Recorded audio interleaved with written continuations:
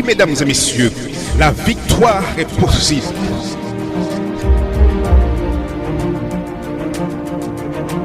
Ne perdez pas espoir.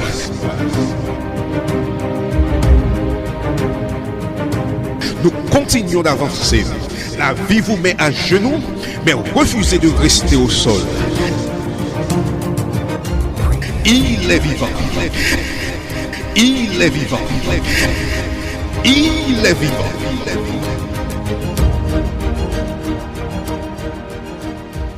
Mesdames et messieurs, RJV vous présente votre conférence biblique Voici ton Dieu.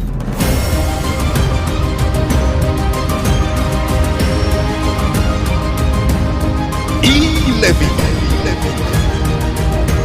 Salut à vous tous, chers auditeurs et internautes. La joie est nôtre encore une fois de nous retrouver auprès de vous là où vous êtes pour continuer notre série sur le thème « L'espérance dans un monde en crise ».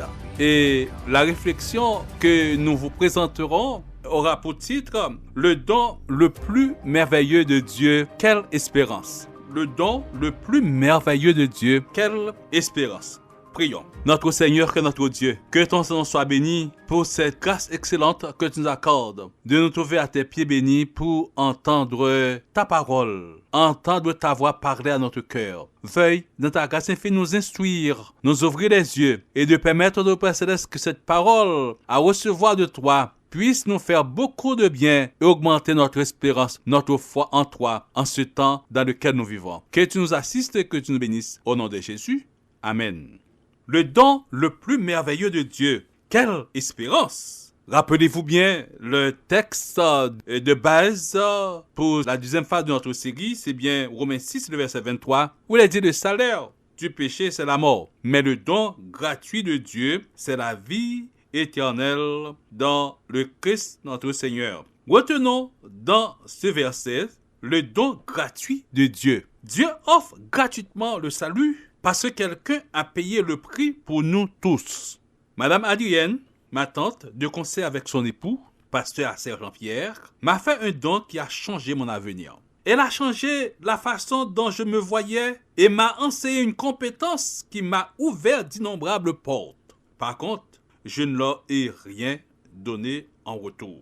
Chers auditeurs, chers internautes, quel que soit son âge, chacun de nous se voit offrir un cadeau, une opportunité de changer littéralement de vie, qui peut être un cadeau gratuit. Et si nous l'acceptons, nous entamons un tout nouveau chapitre dans notre vie. La Bible, la parole de Dieu, dit que c'est le Christ qui nous offre ce don. Voulez-vous connaître davantage? Dans Romains chapitre 8, les versets 31 à 36, où il est parlé d'une manière explicite et claire que Dieu donne son Fils comme garant de notre salut. Voici ce que Dieu dit dans Genèse chapitre 3, le verset 15. « Je mettrai inimitié entre toi et la femme, entre ta postérité et sa postérité, celle-ci t'écrasera la tête et tu lui blesseras le talon. » Donc nous pouvons souligner la conception de ce don, la conception de faire un don gratuit à l'humanité souffrante n'a pas été fait au hasard, car Dieu est amour. Essayons de mieux illustrer ce plan de rédemption face au Covid-19 avec d'autres penseurs. Il est dit, tout d'abord, chers auditeurs, que l'histoire de la rédemption suite aux conséquences du péché est l'histoire d'un Dieu qui est descendu dans un monde infecté par le virus. Rappelez-vous du sujet que nous avons déjà présenté, le virus le plus mortel que le Covid-19. Rappelez-vous bien que pour l'éradiquer, Dieu a fait un don. Dieu a envoyé son Fils Jésus vivre parmi les personnes malades, ne portant pas de combinaison de protection chimique, de masque, ni se donner des mesures restrictives ou des gestes barrières, mais respirant le même air que nous, s'asseyant tranquillement auprès des siens, mangeant la même nourriture que nous. Par contre, il est mort en étant isolé, exclu de son peuple, à Golgotha semblant loin, et bien sûr, il a été infecté et tué. Il est mort dans l'isolement, exclu de son peuple, visiblement loin de son Père sur une croix.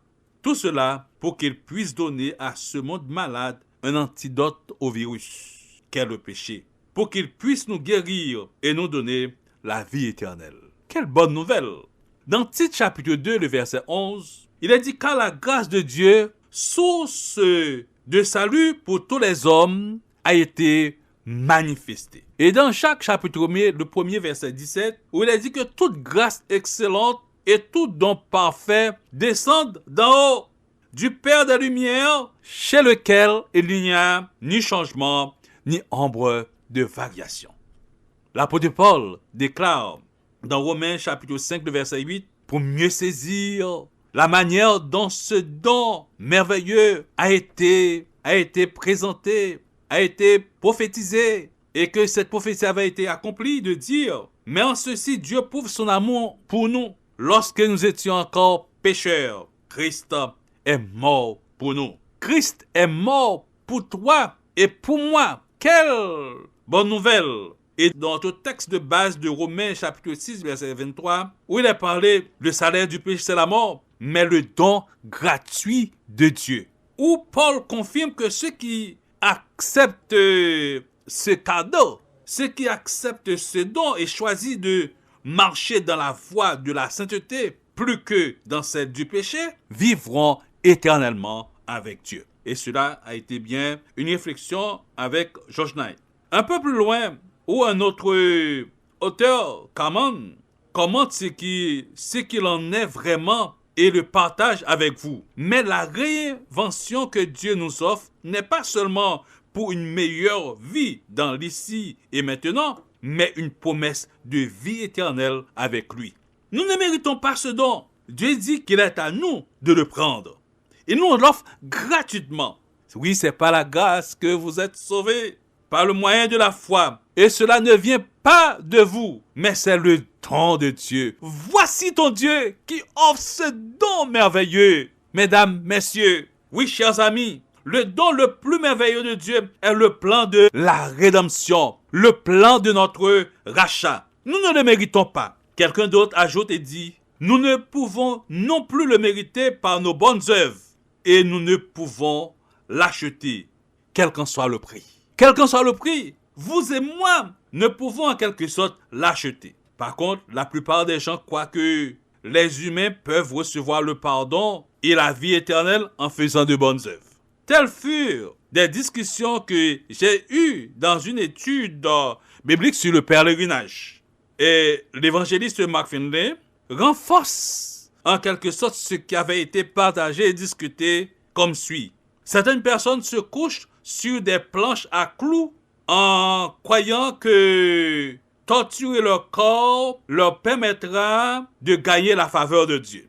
Certaines personnes fouettent et meurtrissent leur corps à l'aide de fouets et de chaînes. D'autres se percent le corps à l'aide de crochets acérés. Certaines marchent pieds nus sur des charbons ardents, cherchant à gagner la faveur divine par des actes extraordinaires de torture physique. D'autres croient gagner des mérites en vue de la vie future, en construisant des temples ou en nourrissant les saints hommes.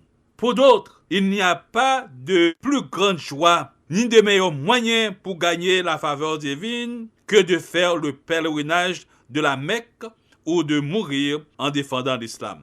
Fin de citation. Nous croyons que tout cela, mesdames, messieurs, chers amis, chers auditeurs, n'assure aucune espérance, n'offre aucune espérance, ne donne aucune garantie. Aujourd'hui, de nombreux croyants dans d'autres communautés agissent de même, sans s'en rendre compte. Ils vont à l'église, donnent de grosses offrandes, y appliquent la règle d'or en pensant qu'ainsi, ils peuvent gagner la faveur de Dieu et mériter la vie éternelle. Serait-ce possible? L'homme peut-il, par des tortures physiques, des angoisses mentales ou des actes de charité, amener Dieu à lui accorder le pardon et la vie éternelle? Méritons-nous ou pouvons-nous gagner le salut comme on gagne un trophée sportif ou une médaille d'or? Autant de réflexions, autant de pourquoi, autant de questions, mesdames, messieurs, qui nous interpellent et au sujet de ce don merveilleux que le Seigneur nous offre. Rappelez-vous bien que vous ne pouvez vous sauver par vos propres œuvres. Nous devons dépendre de la grâce, de l'amour et de la faveur de Dieu qui nous accorde libéralement. Si nous pouvions gagner le salut, ce ne serait pas un don. Ce ne serait pas gratuit.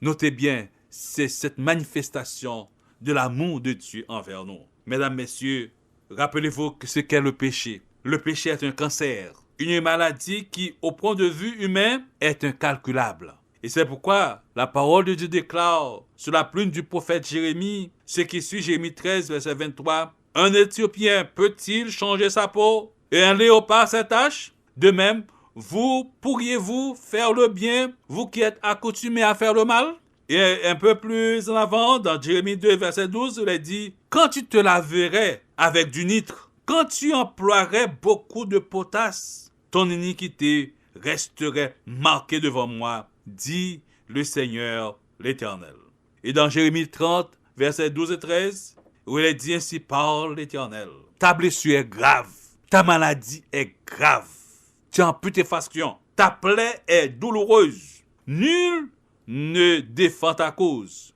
pour bander ta plaie. Tu n'as ni remède, ni moyen de guérison. Par contre, je veux en cet instant, dit l'Éternel, t'offrir quelque chose de meilleur. » Écoutez ces paroles que nous lisons sur la plume de l'évangéliste Jean, où il est dit dans Jean chapitre 11, versets 25 à 26, « C'est moi qui suis la résurrection et la vie. Celui qui croit en moi, même s'il meurt, et toute personne qui vit et croit en moi ne mourra jamais. » Crois-tu cela?